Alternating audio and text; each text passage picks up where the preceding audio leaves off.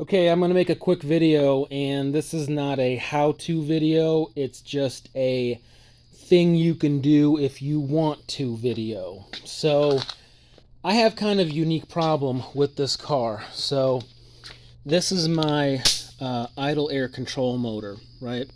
And this takes a little gasket and two bolts. Well, the problem I have is that in this unit, in my intake plenum, this bottom bolt is stripped out. This upper intake plenum is aluminum and it has a steel bolt in it, so it's obviously very easy to strip it out. And so if you can see it, let me turn on the light here on this camera. There we go. Okay, so this is where your idle air control motor goes, and you can delete this. So I made up a plug temporarily. This is a hose barb fitting that happens to fit right in there and plugs it off.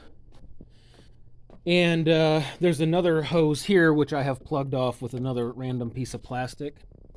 So what's going to happen is when you block off your idle air control motor, your car's not going to start.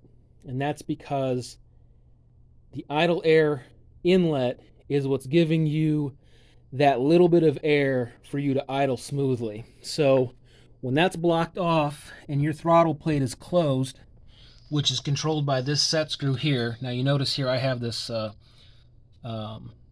clamp here. I have this here just as a shim, which is holding my throttle plate open just a little bit. So